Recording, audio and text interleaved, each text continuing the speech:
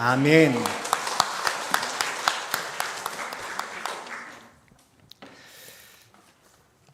우리 함께 인사 나누십시다. 하나님이 당신을 사랑하십니다.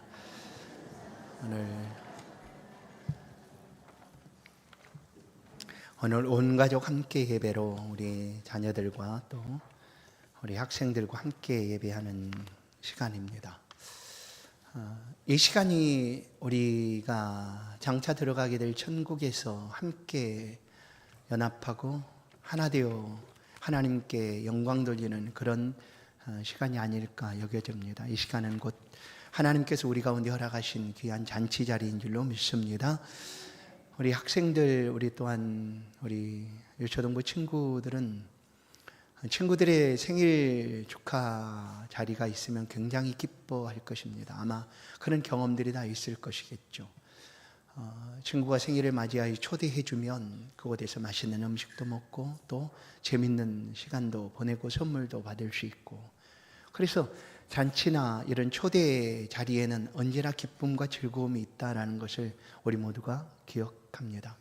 예수님도 갈릴리 가나에서 잔치 자리에, 혼인잔치에 초대를 받으셨습니다. 그런데 예수님이 그곳에 계시는 동안 그 잔치의 기쁨이 사라질 위기가 그 잔치 집에 벌어집니다. 곧 포도주가 다 떨어지게 된 것이죠.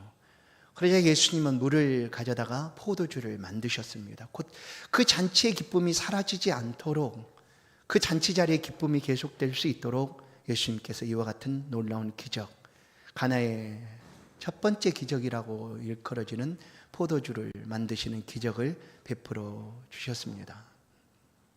오늘 우리 모든 성도들이, 또한 우리 자녀들이 함께 예배하는 이 자리, 장차 우리가 하나님 나라에 들어가서 함께 맛보게 될 그런 귀한 자리이기도 합니다. 오늘 이 자리가 천국의 기쁨이 있는 그런 복된 자리, 평안한 자리가 될 수 있기를 주의 이름으로 간절히 축원합니다. 오늘 본문의 말씀은 예수님의 비유 말씀입니다. 이 비유를 보시면 어떤 비유인가를 우리가 주목해서 보게 됩니다. 마태복음 22장 2절을 보시면 천국은 마치 자기 아들을 위하여 혼인잔치를 베푼 어떤 임금과 같으니 라고 얘기합니다. 이 비유는 그러니까 천국 비유라는 것이죠.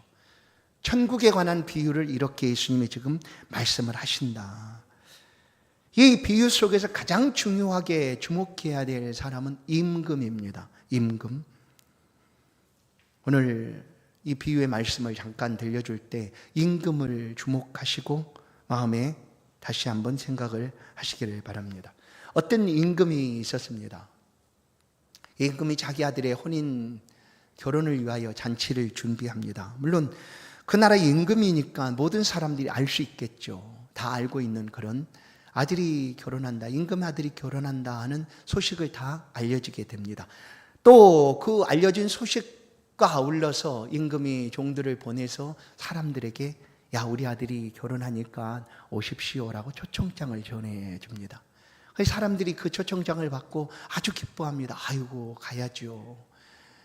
왕의 아들이, 임금의 아들이 결혼하는데 내가 그 자리에 빠질 수 없죠 하고 다 가겠다라고 얘기를 합니다. 이제 결혼 예식이, 혼인잔치가 벌어지는 그 날이 되어서 임금이 또다시 종들을 보냅니다. 오늘 혼인잔치의 날이니까 그때 오겠다고 한 사람들 다시 한번 확인하고 데려오라라고 얘기를 하는데, 종이 가서 오늘 혼인잔치인데 같이 갑시다 했더니 그 오겠다고 했던 초청받았던 사람들이 말합니다. 아니요, 나 갈 수가 없어요. 갑자기 급한 일이 생겼네요. 내가 사업을 크게 하고 있는 거 아시죠? 오늘 아주 중요한 만남을 가져야 돼요. 그래서 그 잔치에 갈 수가 없어요. 아니, 급하게 밭으로 나가서 일을 해야 될 일이 벌어졌어요. 남의 소를 빌려서 밭을 갈아야 되는데 오늘 아니면 할 수가 없어요. 오늘 시험이에요, 시험. 내가 내일부터 시험이 있는데 그 시험 공부 안 하면요, 나 안 돼요. 큰일 나요. 그러니까 갈 수가 없어요 하고 다 거절하는 거예요. 그 거절하는 모든 사람 다 핑계가 있습니다. 여러 가지 핑계들이 다 있어요. 근데 그 핑계들은 모두 다 들어보면 합당하다 여겨지는 핑계들이, 그렇죠. 사업하면 그렇게 사업 열심히 해야 되잖아요. 만나야 되죠. 할 수 있는 그런 핑계들을 다 돼 있어요. 근데 어떤 사람은 그렇게 말하고 있는 종을 잡아서 막 폭행을 하고, 그 다음에는 죽이기까지 해버린 거예요. 아니, 그 혼인잔치 안 가면 안 간다고 말하면 될 것이지 그 종을 붙들고 죽일 것이까지가 있을까. 그래 이제 종이 돌아서 임금님, 아무도 못 온답니다. 다 핑계하고 못 오겠다는 거예요. 그리고 데리러 갔던 종도 그냥 죽기까지 했어요. 이 얘기를 들은 임금이 너무나 화가 났어요. 화가 나지 않겠어요? 그래서 그 사람들에게 군대를 보냅니다. 그 나라에 있는 군대를 보내서 그들을 진멸하라고 합니다. 그리고 그들이 살고 있는 모든 집을 다 불살라 버립니다. 얼마나 화가 났으면 초청을 받고 오겠다고 한 사람들이 오지 않음을 인하여 임금이 이렇게 화를 냈다라는 거예요. 그러면 임금의 혼인잔치는 이제 어떻게 됐을까? 임금이 이렇게 화가 났으니까 혼인잔치가 무너지고 없어지고 그냥 혼인잔치를 할 수 없는 상황이 됐을까? 아닙니다. 임금은 그래도 준비된 혼인잔치를 하기 위하여 다시 종들을 부릅니다. 그리고 가서 이제 그 사람들 말고 그냥 거리로 나가거라. 길거리로 가서 그냥 만나는 모든 사람들을 데려오너라 라고 얘기합니다. 9절 말씀이죠. 내 거리 길로 가서 사람을 만나는 대로 혼인잔치에 청하여 오라. 어떻게 해요? 길거리로 가서 만나거든 그 사람들을 청하여 오라 라고 얘기합니다. 그래서 종들이 이제 임금의 명을 받고 나가서 길거리 가서 사람을 만납니다. 만나서 오늘 혼인잔치 있는 거 아시잖아요. 임금이 있는 거 아시잖아요. 그리고 오세요. 제발 오세요. 했더니 그 초청에 응답한 사람들이 혼인잔치에 찾아왔어요. 와서 그 혼인잔치 자리가 가득 차게 된 거예요. 그랬더니 임금이 그 모습을 보고 얼마나 기뻐했는지. 초청받고 오겠다고 한 사람들은 오지 않았는데 그냥 또다시 그 빈자리가 채워지니까 임금은 너무너무 기뻐서 그 잔치를, 혼인잔치를 이제 하게 된 것입니다. 오늘 이것은 비유인데 어떤 비유라고 잊어버렸을 것 같은 말씀합니다. 천국 비유입니다. 천국 비유. 천국 비유죠. 하나님이 이 땅의 모든 사람들을 위하여 천국의 잔치를 배설해 주신 거예요. 그리고 첫 번째 종들을 보내십니다. 그리고 오겠다고 약속한 사람들이 있어요. 그들이 누구일까? 예수님이 태어났던 이스라엘 사람들, 유대 사람들입니다. 두 번째, 길거리로 가서 불러온 사람들은 누구일까? 그들은 유대인이 아닌 다른 사람, 이방인들, 로마인이나 헬라인들, 그리고 유대인이 아닌 다른 나라 사람들이었죠. 하나님은 천국잔치를 배설해 두고 우리에게 아들 예수 그리스도를 보내셨습니다. 예수님이 오셔서 하나님이 배설하신 천국잔치의 이야기를 우리 가운데 들려준 것이 천국 복음이죠. 복음이죠. 그래 모든 사람들에게 그 이야기를 다 들려주었어요. 그러나 유대인들은 그 이야기는 이방인이나 헬라 사람이 들을 수 없는 이야기지, 어떻게 그들이 하나님이 만들어 놓은 천국 잔치에 들어갈 수가 있단 말인가 하고 배제시켰어요. 들을 수 없다라고 얘기했어요. 이방인과 헬라인들, 할례받지 못한 사람들은 하나님의 천국 잔치에 갈 수가 없다라고 그들은 스스로 울타리를 쳤어요. 그러나 예수님은 오셔서 그들이 가진 생각들을 깨뜨리셨어요. 하나님은 모든 사람들을 위하여 천국을 준비하고 계셨다라는 사실을 말씀하셨어요. 그래서 유대인들이 싫어하는 죄인들을 찾아가셨어요. 창기와 세리들을 찾아가셨어요. 그들을 위하여 하나님의 복음을 들려주었어요. 당신들도 천국이 필요합니다. 하나님은 여러분들을 위해서 천국을 예비하고 준비하고 계십니다. 뿐만 아니라 이방 사람들을 향하여서도 그들이 가기 싫어하는 사마리아 성으로, 그리고 이방 사람들이 머무르는 곳으로 예수님이 찾아가셔서 이 천국 복음을 들려주었어요. 그랬더니 그 중에 예수 믿는 사람들이 생겨났죠. 나도 천국 그 잔치에 가고 싶어요 했던 사람들이 생겨나지 않았습니까? 그래서 예수님은 그들 가운데 이렇게 고백합니다. 예수님 말씀합니다.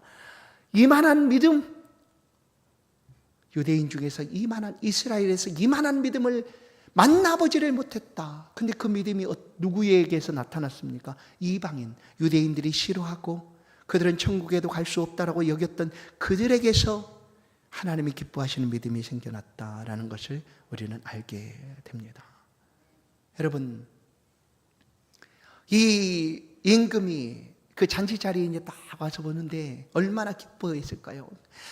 텅텅 비어있던 잔치 자리가 가득 차게 되었으니 임금은 너무나 기뻐서 그 자리에 딱 옵니다. 그런데 임금의 눈에 딱 보이는 한 사람이 눈에 띄는 거예요. 그 사람이 뭐 키가 컸는가, 얼굴이 아주 잘생겼는가, 아니면 아주 특별한 독특한 복장을 하고 있었는가. 그것이 아니라 그 잔치 자리는 똑같이 모든 사람이 그 잔치의 예복, 잔치에 합당한 옷을 입고 있었는데 유독 그 한 사람만 그 옷을 입고 있지 않았기 때문에 눈에 딱 띈 거예요. 그래서 임금이 가서 희한하네. 여기 들어오려면 예복을 반드시 입어야 되는데 왜 입지 않았을까 하고 임금이 찾아가서 말합니다. 임금이 그 사람에게 가서 말합니다. 11절. 임금이 손님들을 보러 들어올세 거기서 예복을 입지 않은 한 사람을 보았습니다. 보고 12절. 이르되 친구여 어찌하여 예복을 입지 않고 여기 들어왔느냐 하니 그가 아무 말도 못하거늘. 그 잔치 자리에 가득 찬 사람들 가운데 유독 자기 혼자 예복을 입지 않고 있었어요. 근데 그 사람은 아무렇지도 않았어요. 그러나 임금이 와서 물을 때 임금 앞에 핑계할 수가 없었어요. 왜냐하면 자기가 그것을 입지 않았으니까.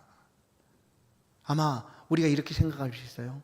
아유, 그냥 갑자기 그날 동네에 가서 길거리 가서 불러왔으니까 잔치 자리에 갈 생각도 없었고 준비도 안 했다가 그냥 왔으니까 그냥 그 옷을 입고 있는 것이겠지 여길 수 있지 않습니까? 그렇죠?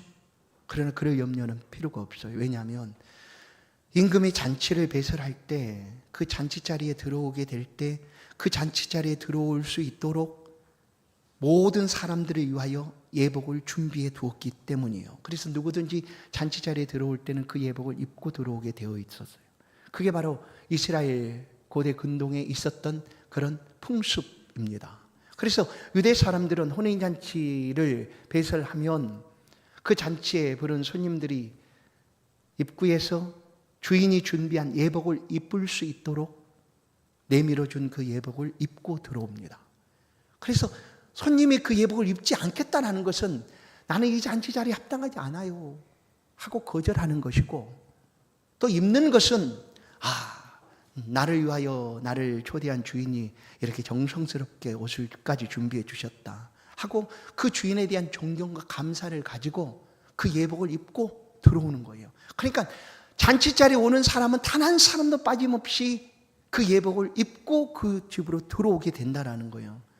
그런데 이 사람은 그 잔치 자리에 들어왔는데 예복을 입지 않았어요. 예복이 없어서가 아니에요. 이유는 뭘까요? 입기 싫어서예요. 다른 이유가 없어요. 나 그거 싫어요. 내가 그냥 그곳에 그냥 가고 싶은데 왜 이걸 굳이 입으라고 하느냐. 난 그 옷 입고 싶지 않다 하는 거죠. 청함을 받았지만, 청함을 받아서 그 잔치 자리에 왔지만 이 사람은 내밀어준 예복을 입기 싫어해서 그냥 입지 않고 그 자리에 들어와 있는 거예요. 뭐 그럴 수 있죠. 나는 입고 싶지 않아요. 내 뜻에 그거 합당하지도 않고 내가 나한테 어울리지도 않고 입고 싶지 않는 옷이에요 라고 말할 수도 있죠. 그러나 이것은 잘 보세요. 비유인데 천국 잔치예요. 천국 잔치에 예복을 입지 않고 들어올 수가 있는가? 없어요. 그래서 예복을 입지 않은 이 사람에게 임금이 지금 어떻게 합니까? 임금이 바깥 어두운 곳에 내 던지라. 손발을 묶어서 바깥 어두운 곳에 내 던지라. 거기에서 슬피 울며 이를 갈게 될 것이다 라고 얘기해요. 아니 생각해 보세요. 그냥 단지 예복 하나 안 입었을 뿐인데 너무한다고 생각하지 않습니까 여러분? 그런 생각이 안 드세요? 아니 예복을 하나 안 입었을 뿐인데 무슨 그냥 여기에 당신은 어울리지 않으니까 그냥 나가시오 할 수도 있지 않습니까? 그런데 예복을 입지 않은 사람을 어떻게 대하는가 임금이 초청을 받아들이고 오겠다고 약속했다가 핑계하고 오지 않았던 사람과 똑같이 대합니다. 그들이 어떻게 됐습니까? 그들은 군대에 의해서 진멸되고 죽었어요. 불타서 없어졌어요. 성경의 다른 복음서를 보면 슬피 울며 이를 갈게 되는 장소는 천국과 전혀 반대되는 곳이에요. 잔치 자리는 천국이라면 이 예복을 입지 않은 사람이 간 곳은 지옥인 거죠. 아니, 예복 하나 안 입었다고 지옥으로 갈 수가 있는가 하고 우리가 생각을 할 수가 있어요. 그러나 이제 오늘 이 비유니까 잘 들어보십시오. 이 사람도 똑같이 그 자리에 잔치 자리에 온 사람 모두 다 초청을 받았어요. 청함을 받아서 온 사람이에요. 그럼 오면 굉장히 귀한 거 아니에요? 그러면 됐지. 뭐 예복을 안 입었다고 이렇게 쫓겨나서 슬피 울며 이를 가는 자리까지 떨어져야 되는가? 여러분, 청함과 택함은 다릅니다. 오늘 마태복음 22장 14절 청함받은 사람은 많되 택함받은 자는 적으니라 라고 말씀합니다. 이것이 오늘 비유 말씀의 결론입니다. 우리가 이 말씀을 잘 들어야 합니다. 청함은 뭔가? 청함은 그냥 부르는 거예요. 초청하는 거예요. 초대하는 거예요. 청함은. 그런데 이 본문에서 말하고 있는 이 청함은 길거리로 나가서 모두에게 다 임금의 혼인잔치가 있으니까 오라라고 말하는 그런 얘기예요. 그냥 모든 사람들 보세요. 예수님이 이 땅에 오셔서 하나님이 예비하시고 준비하신 그 천국을 우리 가운데 가져오셨어요. 그리고 우리 가운데 천국을 말씀하셨어요. 나로 말미암지 않고는 아버지께로 갈 수가 없다 하고 천국을 우리 가운데 말씀해 주셨어요. 마태복음 5장부터 8장까지 천국의 복음을, 마태복음 13장에는 천국 비유를 아주 많이 우리 가운데 들려주었어요. 근데 그때 예수님은 콕 집어서 너 저 병태야, 너 천국 가려면 이렇게 해야 되는 거야 라고 말하지 않았어요. 유대인들에게만 말하지도 않았어요. 거기는 인종도 다르고 또한 삶도 다르고 또한 죄가 있어도 상관치 않았어요. 이 모든 말씀은 예수님은 이 땅에 있는 모든 사람들에게 선포하고 있는 거예요. 그리고 그 말씀을 듣고 오라는 거죠. 이사야 55장에 있는 말씀처럼 너희는 와서 값없이 포도주와 젖을 사라 하시듯 하나님이 예수 그리스도를 보내서 이 땅의 모든 인류에게 초청하고 계시는 거예요. 하나님이 세상을 이처럼 사랑하사 독생자를 주셨으니 이른 저를 믿는 자마다 멸망치 않고 영생을 얻게 하려 하십니다. 이것은 어떤 누구에게 딱 정해진 게 아니라 모든 이 땅에 살아있는 모든 사람들에게 하나님이 초청하고 있는 메시지예요. 와라라는 거예요. 누구든지 와라. 아니 저는 못 가요. 저 담배 피워요. 저 술 먹어요. 아니 저 죄 지었어요. 저 아주 못되고 나쁜 놈이에요. 이 사람들이 초청의 메시지를 듣는 거예요. 이게 바로 초청입니다. 청함이에요. 이것이 이 땅에 하나님의 형상대로 지음받은 모든 사람에게 동일하게 부어주시는 하나님의 보편적인 사랑입니다. 똑같이 이 땅에 선인도 있고 악인도 있지만, 그래서 이 임금은 나가서 관계하지 말아라. 만나는 착한 사람이든지 나쁜 사람이든지 상관하지 말아라. 다 전하라라고 얘기하는 거 아니에요? 초청하라는 거잖아요. 그거예요. 이게 바로 청함이에요. 오늘 우리가 이 청함을 듣고 이 자리에 있는 거예요. 이 청함을 듣고 누가 우리 가운데 얘기했잖아요. 예수 믿으세요. 예수 믿으면 천국 가요. 구원 받아요. 하는 그런 이야기를 듣고 우리가 이 자리에 왔잖아요. 그게 청함입니다. 청함을 받고 왔어요. 그런데 이 옷을 입지 않은 사람은 이 청함만을 듣고 온 사람이에요. 그러나 우리가 예수를 믿고 살아가는 사람은 이 청함의 자리에 머물러 있어는 안 된다는 얘기입니다. 청함의 자리가 아니라 예복을 입고 하나님이 택하신 자리, 그 천국 잔치에 들어가야 된다라는 얘기예요. 그럼 택함은 뭘까요? 택함은요, 청함과 다릅니다. 택함은 선택입니다. 선택. 청함은 모든 인류에게 보편적으로 하나님의 사랑을 알려주는 것이라면, 선택은, 택함은 하나님이 내가 요즘 말로 콕 찍었어 이거예요. 내가 너 찍었어. 내가 너 선택했어. 언제부터? 여러분 놀라지 마세요. 우리 부모님들이 우리를 서로 사랑하여 잉태하는 그 순간 아니에요. 그 이전부터예요.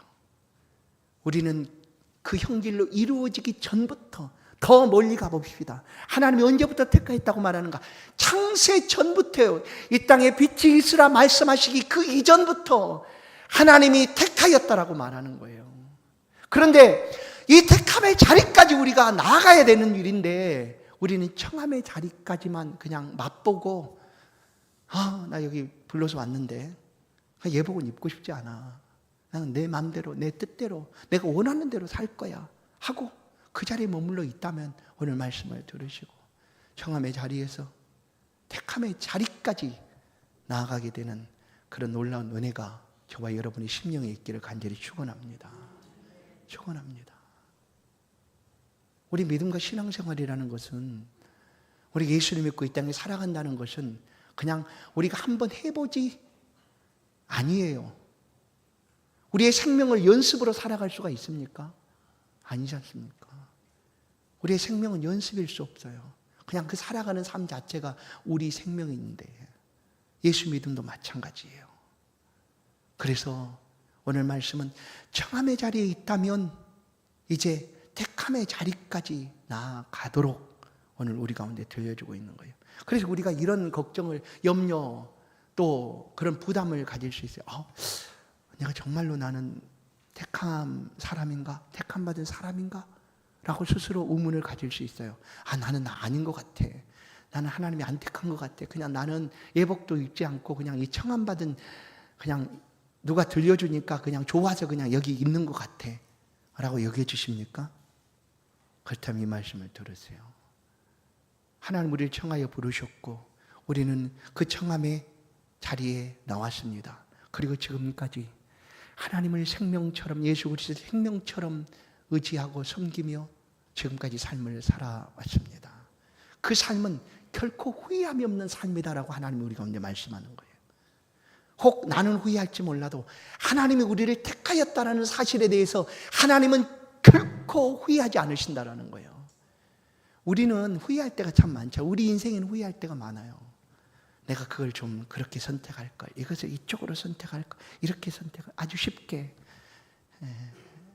과일을 고를 때도 예수 믿는 사람 고르지 말라고 얘기하잖아요. 그냥 눈에 보이는 대로 딱 뒤집어보고 옆으로 굴려보고 만져보고 위에서 보고 이렇게 하지 말고 있는 그대로, 그 대신 이제 딱 찝을 때 잘 찝으시면 돼요. 기도하면서 하나님 저것이 이상 없는 아주 맛있는, 이렇게 찝으시면 되지.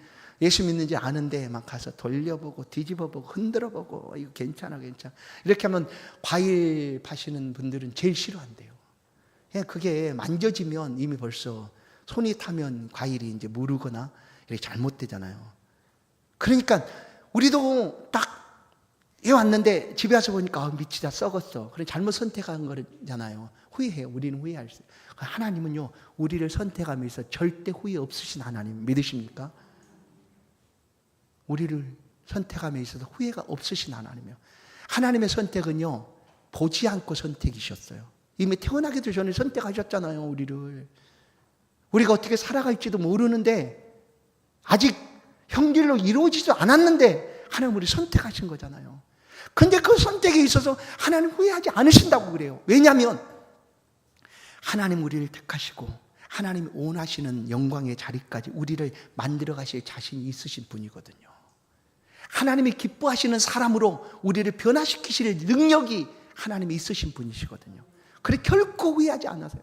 그러니까 우리는 그 믿음으로 하나님의 나를 택하셨구나 하고 믿음으로 하나님 앞에 있으면 하나님 우리를 다듬고 만들어서 후회 없으신 하나님이 하나님의 영광의 도구를 써주시는 줄로 믿습니다. 보실까요? 하나님이 후회하지 않으신다. 로마서 11장 29절 말씀입니다. 하나님은 은사와 부르심에는 후회하심이 없느니라. 후회함이 없어요. 요한복음 5장 24절 내가 진실로 진실로 너희에게 이르노니 내 말을 듣고 나 보내신 이를 믿는 자는 영생을 얻었고 심판에 이르지 아니하나니 사망의 생명으로 옮겼느니라. 믿으십니까? 믿으십니까? 예수를 믿는 우리는 사망에서 생명으로 옮겨진 하나님의 백성인 줄로 믿습니다.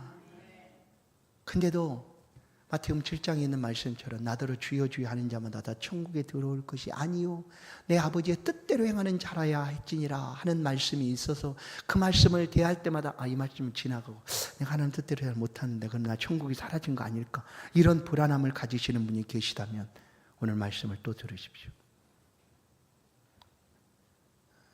종교개혁자 칼빈은 이런 말씀을 합니다. 신앙의 5대 교일이라고, 튤립이라고 얘기하는데 전적인 부패, 하나님 무조건적인 은혜, 이런 5가지가 있는 그 중에 하나가 성도의 견인이라는 표현이 있습니다. 성도의 견인. 견인을 더 쉽게 말씀드리면 여러분이 도로를 다니다가 견인차를 본 적이 있다면 그게 딱 맞아요. 왜냐하면 견인차 뒤에 보면 뭐가 있어요? 이렇게 생긴 뭐가 있어요?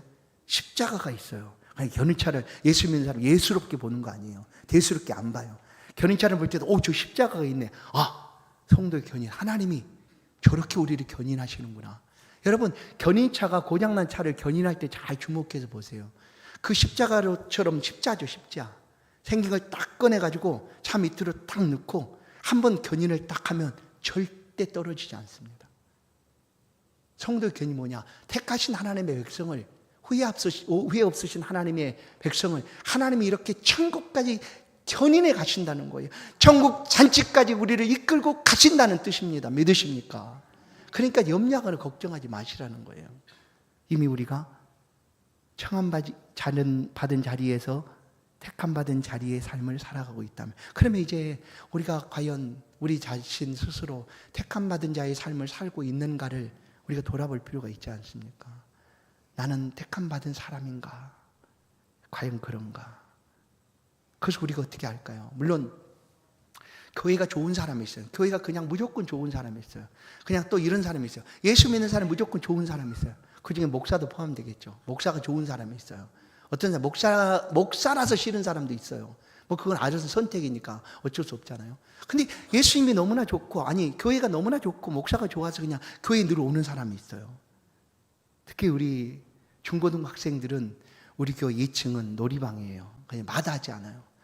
어느 누가 너 막 에어컨 이렇게 마음대로 틀어놓고 여기서 막 에어컨 틀어놓고 침낭에 들어가서 그냥 거기서 있어도 말하지 않아요. 제가 가끔 가서 눈치만 주지요. 그래도 우리 친구들이 거기서 이렇게 있어요. 너무 감사해요. 언제든지 와서 거기서 놀고 또 공부도 하고 또 가끔 오락도 게임도 하고 그리고 막 거기서 뛰어다니면서 막 소리치고 막 총도 쏘고 달리고 던지고 막 다 해요. 괜찮아요. 그렇게 오는 거예요. 그게 초청받은 거예요. 청함받은 거예요. 그러나 거기서 머물면 안 돼요. 거기서 머물면은 그 한때 좋았던 시간 지나면 교회가 멀어져요. 그래서 잔치 자리에 초청을 받았다 하면 천국 잔치에 들어갈 수 있도록 예복을 입는 과정이 필요하다라는 거예요. 예복을 입어야 돼. 예복. 우리가 모양만 그리스도인이 되어서는 안 되지 않습니까? 이사야 선지자는 예수 믿는 이스라엘 백성들을 향하여 하나님을 섬긴다고 잘 섬긴다고 말하는 그들을 향하여 이 말씀을 들려줘요. 이사야 1장을 보시면 12절 너희가 내 앞에 보이러 오니 이것을 누가 너희에게 요구하였느냐? 내 마당만 밟을 뿐이니라. 너희가 내 앞에 보이러 오니, 유대인들은 하나님을 섬기는 사람이니까 정한 시간에 예배드리기와 예루살렘 성전으로 옵니다. 올 때 그냥 오지 않아요. 그들의 죄값을 따라서 하나님 앞에 드려질 제사를 준비하여 오죠. 때로는 황소도 잡기도 하고 염소도 양도 비둘기도 다 그렇게 잡고 와요. 그런데 하나님이 그들을 향하여 이렇게 말하는 거 아니에요. 너희가 내 앞에 보이러 오니 이것을 누가 너에게 요구하였느냐? 내가 너한테 그거 요구한 적 있느냐? 그렇게 오고는 어찌하여 내 마당만 밟고 있느냐 하는 거예요. 성전에 와서 하나님의 뜻을 찾고 하나님이 기뻐하시는 삶을 살겠다 다짐하는 것이 아니라, 나 보셨죠? 하나님, 난 할 거 다 했잖아요. 내가 다 준비해서 이렇게 왔죠? 하고는 그냥 자기 마음대로 삶을 살아가니, 하나님 내가 언제 그것 요구했느냐 너희한테. 내 예복 입으라는 것 아니냐 하는 거죠. 이 손님은, 이 한 사람은 예복을 입지 않은 이유가 자기 입고 싶지 않은 거예요. 그냥 여기는 좋긴 좋은데 그래도 날더러 말씀에 순종하라, 예수 믿는 삶을 살아가라 말하지 마세요. 그냥 나 이게 좋아요. 그냥 교회에 있는 환경이 좋고 교회에 있는 친구들이 좋고 그냥 여기 와서 있는 게 너무 좋아요. 먹고 교회 안에서 서로 뭐 교제하고 즐거워하고 행복한 게 좋아요. 그러지 예수 그 얘기 하지 말아요. 그냥 구원 그런 얘기 하지 말아요. 믿음 그런 얘기 하지 말아요. 그렇다면 그거 청함받은 자리에 머물러 있는 거예요. 그러면 천국 잔치 들어가지 못한 것만이 아니라 바깥 어두운 곳에 슬피 울며 쫓겨가야 돼요. 그곳에서 영원토록 살아가야 돼요.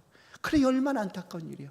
그래서 우리는 우리 자신을 돌아봐야 돼요. 제발 초청의 자리에서 이제 택함의 자리에 삶을 살고 있는가를 봐야 돼요. 그것은 뭘까요?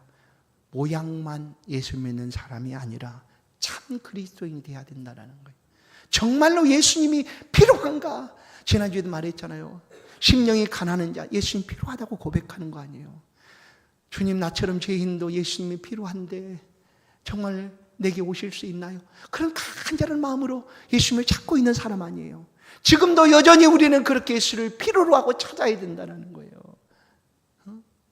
그냥 우리의 몸에 액세서리 걸치듯이 예수 믿는 사람이면 좀 좋아 보이고 인정받겠지. 그래도 교회 다닌다고 하면 무당이나 뭐 이런 점집에 다니는 것보다 좀 좋아 보이겠지. 아니에요. 그러는 것이라면 우리의 삶을 이렇게 이 자리에서 삶을 살아갈 필요가 없어요. 얼마나 불쌍한 인생을 살고 있습니까? 마당만 밟는 인생, 모양만 내는 인생. 그런 삶이라면 그냥 이 자리에 얽매이지 마시고 나가서 원하는 대로, 뜻대로, 하고 싶은 대로 삶을 사세요. 그러면 이 땅에 사는 날 동안이라도 행복하다 여길 것 아니겠습니까? 그것이 옳다고 여기신다면. 그러나 그렇게 살아가는 삶은 바깥 어두운데 쫓겨나 슬피 울며 영원토록 살아가는 그런 비참한 삶이다 라는 하나님의 말씀을 듣고 천국 잔치에 들어가기를 원하신다면 예수 믿는 자의 삶을 살아가라는 거예요. 어디서 그리스도인이라는 진정한 그리스도인의 소리를 들었습니까? 안디옥에 있습니다. 예루살렘, 초대 예루살렘 교회에 예수 믿는 사람이 막 몰려왔어요. 그런데 핍박이 몰아닥치니까 그 예루살렘 교회가 다 흩어졌어요. 왜냐하면 예수 믿는 사람을 옥에 가두고 죽이겠다고 하니 그 자리를 떠나야 되는 게 그들에게 다가온 시험이었어요. 그래서 그 자리를 떠났어요. 뿔뿔이 흩어져서 이방 땅으로 갔어요. 그런데 그 흩어져 있는 이방 땅으로 가서도 나 예수 믿는 사람이지, 하나님을 기쁘시게 하는 사람이지 하고 그 아무도 모르는 이방 땅에서 예수 믿는 삶을 살아갔어요. 예수를 얘기도 하고 천국을 얘기도 하고 사람들에게 예수님을 가르쳐 주기도 하고, 그렇게 안디옥에 사는 사람들이 그 삶을 살게 되니 죽을 것을 두려워하면서도 그렇게 살아가니 그곳에 있는 사람들이 그들에게 붙여준 이름이 그리스도인이에요. 예수 믿는 사람, 진정으로 예수 믿는 사람이구나 저 사람들, 이런 거였죠. 사도행전 11장 26절, 안디옥에 데리고 와서 둘이 교회에 1년간 모여 있어 큰 무리를 가르쳤고 제자들이 안디옥에서 비로소 그리스도인이라 일컬음을 받게 되었더라. 비로소 그리스도인이라 참 예수님의 제자다라는 인정을 그들이 받게 되었다라는 거예요. 성도 여러분, 한국교회에 이런 표현이 있습니다. 코로나 3년이 참 교회를 정말로 피폐하게 무너지게 했고 믿는 사람들이 다 떠나게 했다라고 그렇게 표현을 하고 있는데, 한편으로는 이런 표현도 씁니다. 그때 그 코로나 3년의 기간 동안 참 그리스도인이 누구인가를 알게 되었다 하는 그런 이야기도 합니다. 그때 떠나갔던 예수 믿는 사람들, 아직까지 교회로 오지 않는 사람이 많이 있습니다. 그리고 그들의 삶의 자리에서 예수가 더 이상 중요한 사람이, 중요한 인생의 삶의 가치가 아니다라고 여긴 거죠. 그러니 하나님께 예배하고 하나님을 섬기는 삶의 자리보다 그냥 때가 되면 적당히 알아서 한번 가지고 하나님 복을 받는 자리에 한번 가서 머리 뒤밀고 축도 한번 받아보고 그렇게 하는 것으로 신앙생활이 되는 거다 여기는 거예요. 그러나 참 그리스도인이 아니면, 예복을 입지 않으면 쫓겨나는 것처럼 우리가 청함받은 자리에 그냥 이 자리만 차지하고 있는 것이라면 우리의 믿음은 택함받은 자리의 믿음으로 나가지 못하고 있다는 거예요. 택함받은 자의 믿음은 어떤 믿음일까? 성도 여러분, 우리가 그 자리에 나아가십시다. 저도 그렇게 한 걸음 한 걸음 믿음의 자리로 나가기를 소원합니다. 여름 동안 얼마나 덥고 힘들었습니까? 요즘은 근데 수박도 사 먹기가 힘들다고 얘기해요. 너무나 커서 그거 처리하기가 힘들어서. 그래서 막 3분의 1쪽 팔고 2분의 1쪽 팔고 뭐 이렇게 팔잖아요. 그런데 옛말에 이런 말이 있어요. 수박 겉핥기. 여러분, 이 말을 듣고 수박을 겉을 핥아보신 분이 있습니까? 저는 핥아봤어요. 아무 맛도 없어요. 수박이 시원하고 물이 많고 달콤하고 맛있다, 하나도 느껴지지 않아요. 그래서 에이 이게 무슨 수박이야 하고 그냥 번져버리면 어리석은 사람이잖아요. 근데 그런 사람이 있어요? 없죠. 근데 예수 믿는 삶에 이렇게 어리석게 삶을 살아가는 사람이 있더라는 거예요.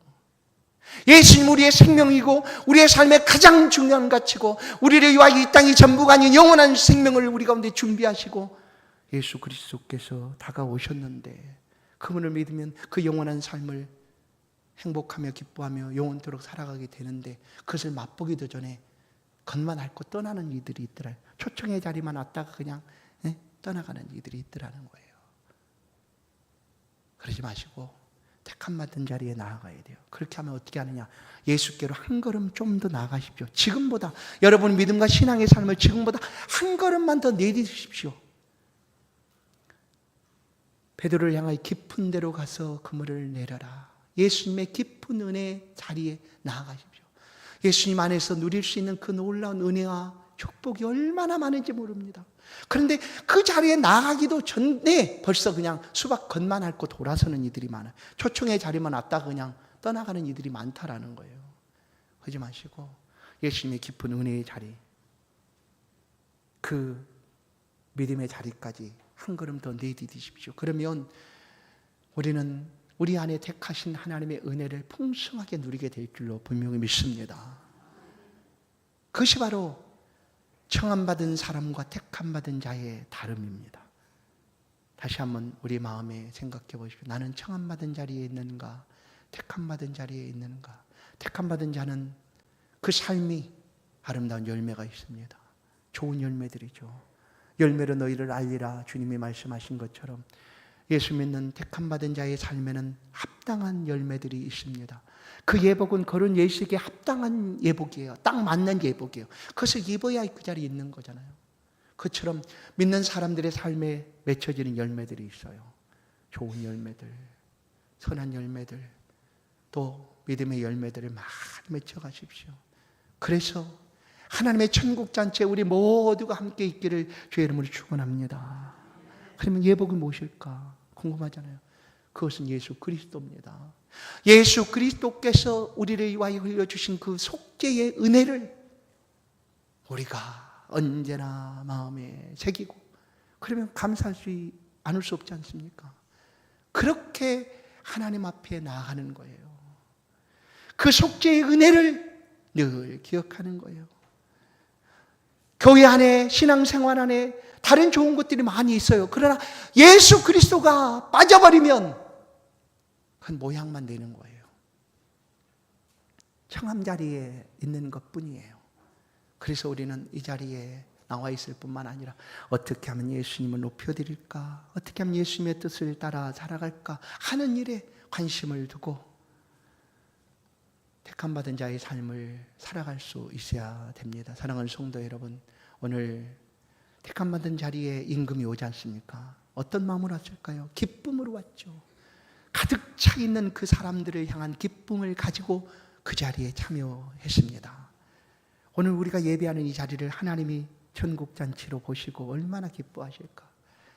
우리가 택함받은 자의 삶을 살아가는 그 모든 자리는 하나님이 결코 잊지 아니하시고 결코 기억 못하는 자리가 아니라 반드시 기억하시고 함께 하시는 자리인 줄로 믿습니다. 그 삶의 자리가 하나님이 베풀어 주신 천국잔치가 될 줄로 믿습니다. 그래서 천국잔치에 오시는 그 하나님의 기쁨이 내가 살아가는 삶의 자리마다, 학생들은 공부하는 자리에, 우리 성도들은 일하고 또한 수고하고 애쓰는 그 자리에 그 하나님의 놀라운 기쁨이 함께 임하게 될 줄로 믿습니다. 그곳에서 예수 믿는 기쁨과 하나님 주신 은혜를 풍족하게 누리며 살아가는 저와 여러분의 복된 신앙이 될 수 있기를 주의 이름으로 간절히 축원합니다. 축원합니다. 하나님 감사합니다.